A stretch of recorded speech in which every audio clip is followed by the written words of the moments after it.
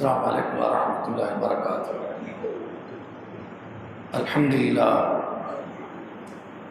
वस्सलातु वस्सलामु अला रसूलिल्लाह अम्मा बअद। औज़ु बिल्लाहि मिनश शैतानिर रजीम। इत्तक़ुल्लाह हक़्क़ तुक़ातिह वला तमूतुन्ना इल्ला व अंतुम मुस्लिमून। கண்ணியத்துக்குரிய சகோதர சகோதரிகளே, விசித்திர படைப்பின் வினோதங்கள் என்ற தொடரில் மனிதனுடைய உயிர் அல்லாஹ்வுடைய கட்டுப்பாட்டில் தான் இருக்கிறது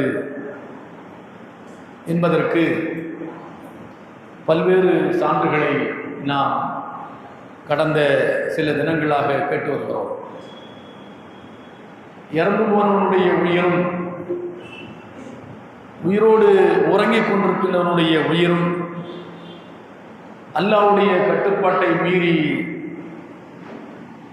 செயல்படுவதில்லை என்பதை நாம் அறிந்திருக்கிறோம். அதற்கு சான்றாக 23ஆம் அத்தியாயம் 99 100வது வசனத்தை குறித்து நேற்றுக்கு முந்தைய தினம் நாம் இங்கு கற்றிருக்கிறோம்.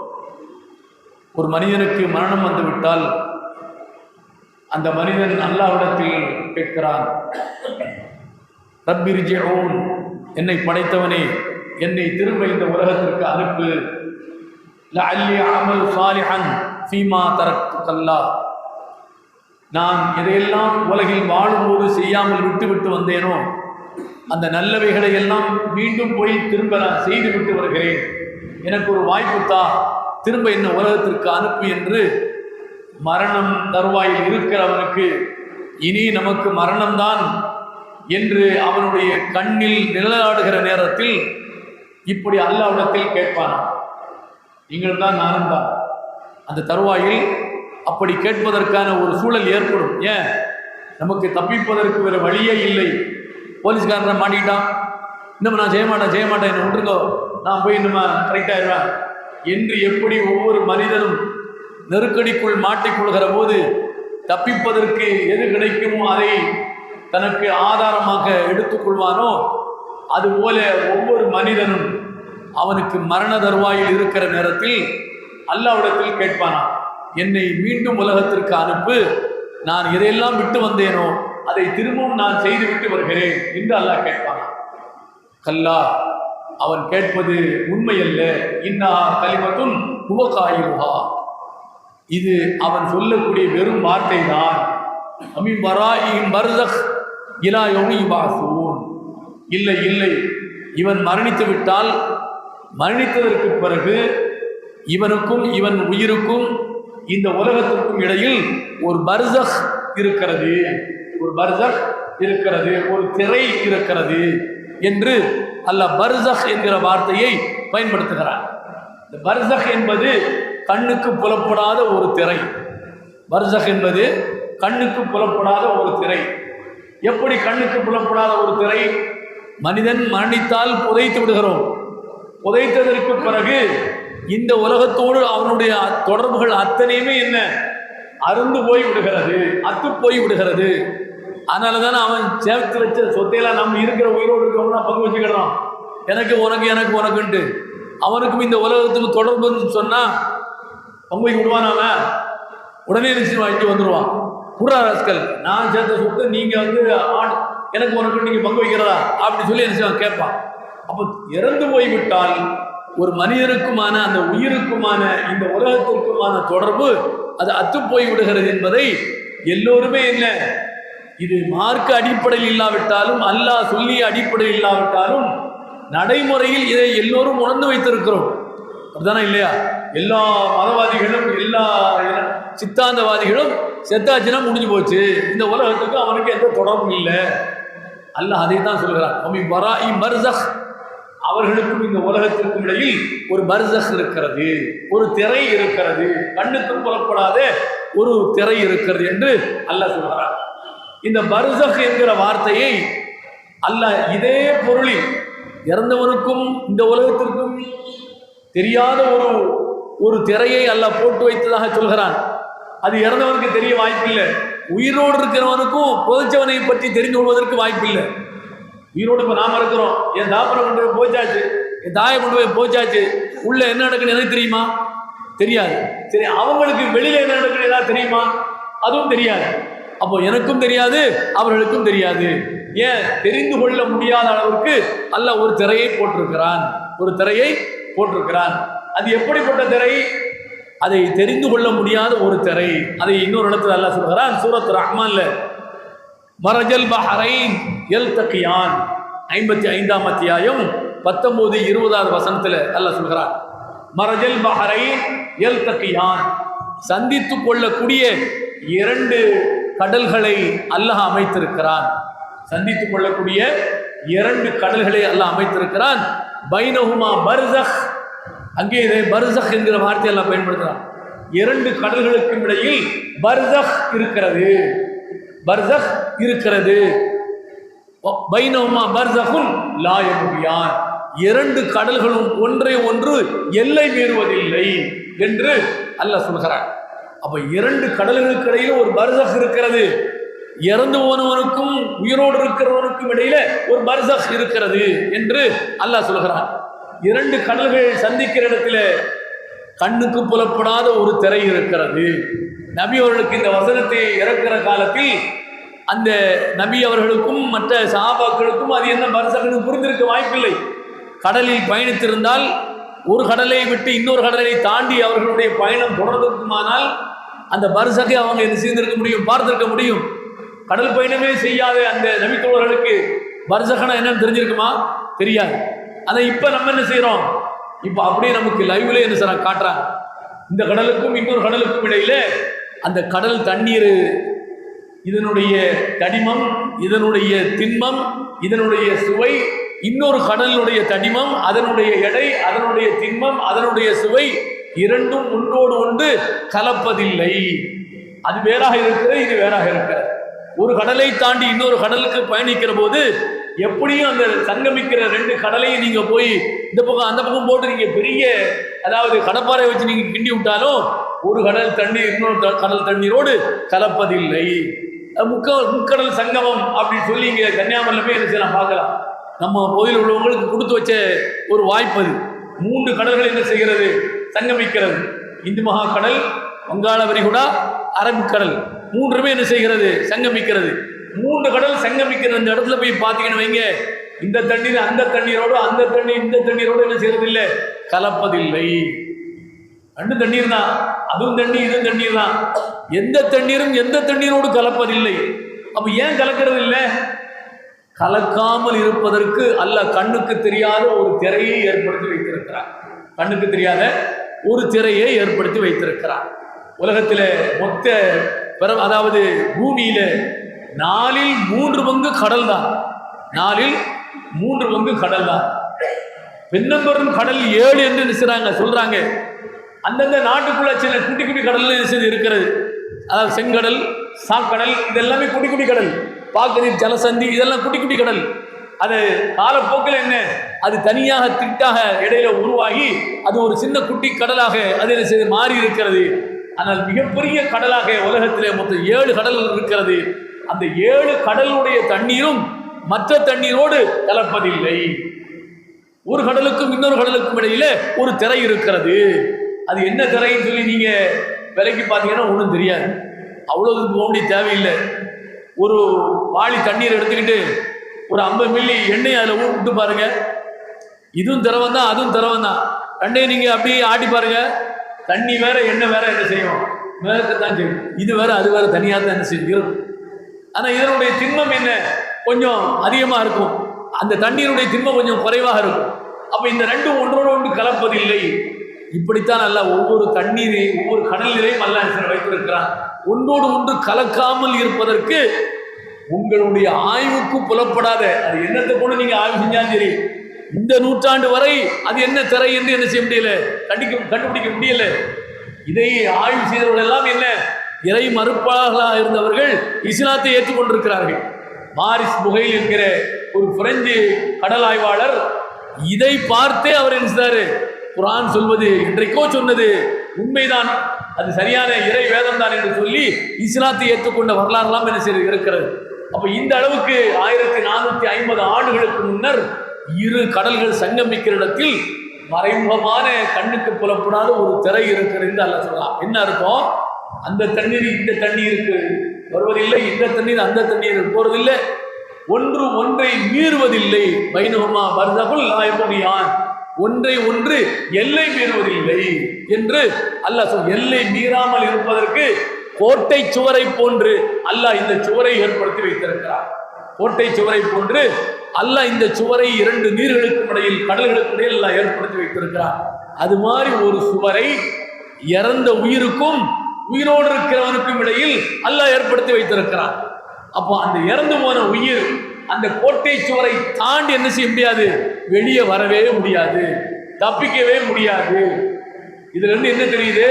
முழுக்க முழுக்க அல்லாஹ்வுடைய கட்டுப்பாட்டுக்கு உயிர் போயாச்சு. இறந்தவனுடைய உயிர் முழுக்க முழுக்க அல்லாஹ்வுடைய கட்டுப்பாட்டுக்கு போயாச்சு. தப்பித்து வருவதற்கு வழியே இல்லை, வாய்ப்பே இல்லை.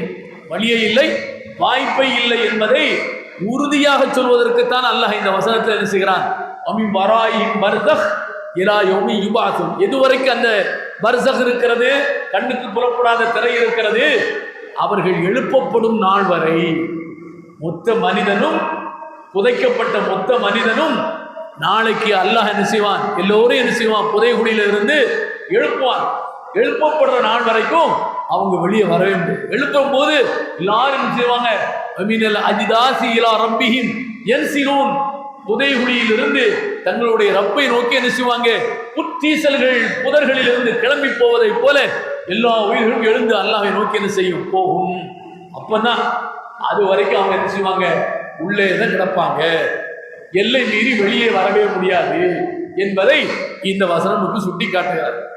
இதற்கு ஆதரவாக நபிகள் நாயகம் ஸல்லல்லாஹு அலைஹி வஸல்லம் அவர்கள் சொல்லக்கூடிய ஹதீஸ் புகாரியில 1338வது ஹதீஸாக இடம்பெற்றிருக்கிறது. அனஸ் ரலியல்லாஹு அன்ஹு அவர்கள் அறிவிக்கிறார்கள், அல்லாஹ்வுடைய தூதர் சொன்னார்கள், அல் அப்து இதா உதிஅ ஃபி கப்ரிஹி, ஒரு அடியான் இறந்து விட்டால் அவனை புதைகுழியில் கொண்டு போய் என்ன செய்றாங்க? புதைக்கிறாங்க. வதவல்லா வதஹப அஸ்ஹாபுஹு, புதைத்தவர்கள் எல்லாம், அவருடைய சொந்தங்கள் எல்லாம், அவருடைய நட்பெல்லாம் அவர்களை விட்டு என்ன புதைச்சிட்டு இடத்த காலி பண்ணி இருக்கிறாங்க, வந்துடுறாங்க. ஐயோ என் முன்னாடி நான் போயிட்டேன்னு சொல்லி யாரும் அந்த புதைகுழியிலே படுத்து பாய வச்சு படுத்து தூங்குறாங்களா? இல்லை, முடிஞ்சாச்சு. ஏன்? இன்னமா அவ்வளோதான், தாய போயிட்டாச்சு, இன்னமா அவ்வளோதான். இன்னமா நம்ம வேலையை பார்த்து நம்ம என்ன செய்ய வேண்டியது? வந்துக்கிட வேண்டியது. நம்ம ஒரு காலம் நம்மளை பார்த்தாங்க, நம்மளை வளர்த்தாங்க, நம்ம அவங்களோடு வாழ்ந்தோம் என்று ஆண்களாக இருந்தால் 3 நாள் துக்கம், 4 நாள் சகஜ நிலைக்கு என்ன செய்ய வேண்டியது? வந்து விட வேண்டியதுதான். இதுதான் இஸ்லாம் சொல்லி காட்டுது. இப்படி புதைக்கப்பட்டதற்கு பிறகு அவருடைய நட்பு, அவருடைய உறவு எல்லாம் அந்த இடத்தை விட்டு அவர்கள் என்ன செய்வாங்க? திரும்பி விடுவார்கள். ஹத்தா இன்னஹு ல யஸ்மஉ கர்அன் ஆலிஹிம், அப்படி திரும்பும் போது புதைக்கப்பட்ட அந்த ஜனாசா இருக்குத, அந்த ஜனாசாவுக்கு காது கேட்குமா? யாரெல்லாம் திரும்புறாங்களோ அவங்களுடைய செருப்பு பாதடி ஓசை, அவங்க அணிந்திருக்கிற செருப்பின் ஓசை புதைக்கப்பட்டிருக்கிற அந்த உயிருக்கு என்ன செய்யும்? கேட்கும். புதைக்கப்பட்டிருக்கிற உயிருக்கு கேட்கும். அது எப்படி கேட்கும்? நமக்கு தான் கேட்கும். நமக்கு கீழே இருக்குன்னு வைங்க, தூங்கிட்டு இருக்குன்னு வைங்க, உடம்புல யாராவது கொஞ்சம் தம்மு நடந்தா என்ன? என்னமோ நடக்குது, யாரோ நடக்கிறாங்க, ஏதோ ஆள் நடக்கிற மாதிரி ஒரு சத்தம் கேட்குது அப்படின்னு சொல்றோமா இல்லையா? இது மாதிரி அவங்களுக்கு என்ன? புதைக்கப்பட்ட அந்த ஜனாசாவுக்கு புதைத்தவர்கள் சொந்தங்கள் பந்தங்கள் கடந்து போகிற அந்த ஓசை, செருப்பின் ஓசை அவர்களுக்கு என்ன செய்யும்? கேட்கும். அத்தாஹு மலக்கானி ஃபஅகாதாஹு ஃபயகூலானி லஹு, அந்த அந்த கேட்கிற அந்த நேரத்தில் 2 மலக்கு என்ன செய்வாங்க? வந்துருவாங்க. 2 மலக்கு எங்க வருவாங்க? புதைகுழிக்கு என்ன செய்வாங்க? வந்துருவாங்க. எழுந்து அந்த 2 மலக்கு வந்து அவரை எழுப்பி உட்கார வைப்பாங்க. யாரை புதைச்சு வந்தோமோ அவங்கள எழுப்பி உட்கார வைப்பாங்க. மா குந்து தகூல் ஃபி ஹாதா ரஜுல், இந்த மனிதரை பற்றி நீ என்ன சொல்கிறாய் அப்படின்னு ஒரு ஆளை அனுப்புவாங்க. அந்த 2 மலக்கு காட்டுவாங்க. யாருக்கு? புதைக்கப்பட்ட ஜனாசாவுக்கு ஒரு ஆளுடைய படத்தை காட்டி இவரை பற்றி நீ என்ன சொல்கிறாய் என்று அந்த 2 மலக்குகள் அனுப்புவாங்க, கேட்பார்கள். அப்போது ஃபயகூல், அந்த அடியான் சொல்வான், அஷ்ஹது அன்னஹு அப்துல்லாஹி வ ரசூலு, இவர்தான் அல்லாஹ்வின் தூதர், இவர்தான் அல்லாஹ்வின் அடிமை அப்படி சொல்லி அதை பார்த்த உடனே நம்பிக்கையாளராக இருந்தால், முஸ்லீமாக இருந்தால், மூமினாக இருந்தால் அவரை பார்த்தவுடன் இவர் தான் முஹம்மது, அல்லாஹ்வுடைய அடிமை, அல்லாஹ்வுடைய தூதர், நான் இவரை விசுவாசித்தேன், உளமாற நம்பினேன் என்று என்ன செய்வான்? அந்த புதைக்கப்பட்ட ஜனாசா சொல்லுவான். உடனே அந்த ஜனாசாவுக்கு இந்த 2 மலக்கு சொல்லுவாங்க, என்ன சொல்லுவாங்க? உன்முர் இலா மக்ஆதிக மினன் நார், நீ போய் சேர வேண்டிய இடமாக இருந்தது இந்த பாரு நரகம், இதான் நீ போய் சேர வேண்டிய இடமாக இருந்துச்சு, அதை பார்த்துக்க. அபுதரக்கல்லாஹு பிஹி மக்ஆதம் மினல் ஜன்னா, அல்லாஹ் அதற்கு பகரமாக உனக்கு சொர்க்கத்தை தந்திருக்கிறான். இங்க வா, முதல்ல நரகத்தை காட்டுவாங்க, இங்கதான் நீ போக வேண்டி இருந்துச்சு, ஆனால் நீ அஷ்ஹது அன்ன முஹம்மதன் அப்துஹு வ ரசூலுஹு நீ சொன்னதுனால, இவரை கரெக்டா நீ புரிஞ்சிருந்ததுனால, இந்த உலகத்துல வாழும்போது அவரை பற்றி நீ அறிந்திருந்ததுனால, இப்ப அவரை காட்ட உடனே ஓ இவர் அல்லாவின் தூதர் அல்லவா, அல்லாவின் அடிமை அல்லவா என்று நீ சொல்லிவிட்டாய், தப்பிச்சிட்ட. அதனால நீ போக வேண்டியது நரகமா இருந்துச்சு, இப்ப நீ போக வேண்டியது இப்ப சொர்க்கமாக அல்லாஹ் அவனுக்கு மாத்தி தந்து விட்டான். கால் நபி ஸல்லல்லாஹு அலைஹி வஸல்லம் நபிகள் சொன்னாங்க, ஃபயராஹுமா ஜமீஅன், ஃபயராஹுமா ஜமீஅன், அந்த இரண்டையுமே ஒரே நேரத்தில் இந்த மனிதன் சிவான் பார்ப்பான். ஒரே நேரத்தில் எப்போ?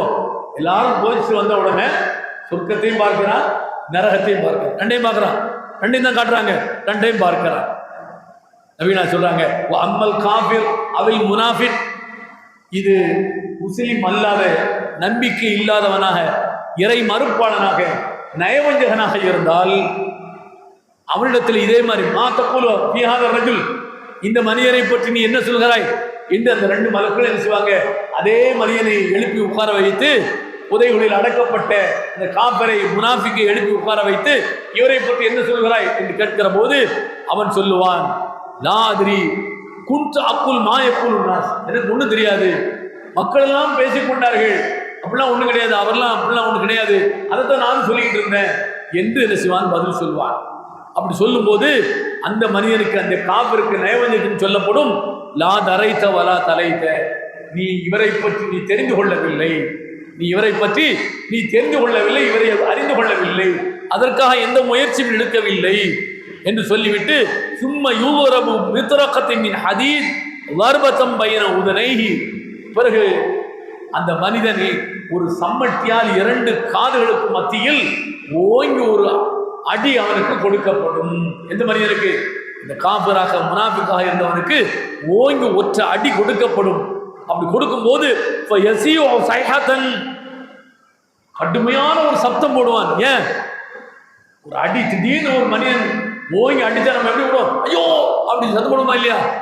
இப்போ இந்த ஒரு அடிக்கே நம்ம எப்படி சத்தம் போடுறோம்னு சொன்னா, மலக்கள் அடிக்கிற அந்த ஒற்றை அடிக்கு எப்படி சத்தம் போடுவோம் என்றால், அந்த சப்தத்தினுடைய அளவை, டெசிபலை பற்றி நபிகள் நாயகம் சொல்றாங்க, இஸ்மௌஹா மை யலிஹி இல்ல ஸகலை, இஸ்மௌஹா மை யலிஹி இல்ல ஸகலை, அந்த சப்தத்தை அந்த மனிதனுக்கு அடுத்திருக்கின்றவர்கள் எல்லாம் என்ன செய்வாங்க?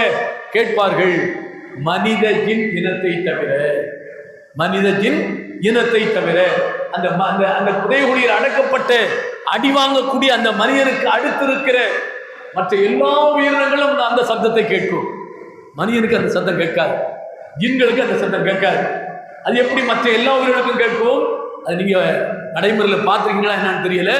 பல நேரங்களில் நீங்க கபர்ஸ்தானுக்கு போனீங்கன்னு வைங்க, இங்க ஏதாவது ஆடு மாடு மேய்ஞ்சிக்கிட்டு இருந்து வைங்க, திடீர்னு அடிச்சு கொண்டு பாஞ்சு கொண்டு ஓடும். ஏன் அப்படி திடீர்னு? யாரும் வருத்தி இருக்க மாட்டாங்க, யாரும் துரத்தி இருக்க மாட்டாங்க, யாரும் கல்ல விட்டு இருக்க மாட்டாங்க. ஆனா என்ன, அடிச்சுக்கோ முடிச்சுக்கொண்டு என்ன செய்யும்? பாஞ்சு உண்டு தப்பிச்சு என்ன செய்யும்? அந்த ஆடோ மாடோ என்ன அடிச்சு கொண்டு ஓடும்.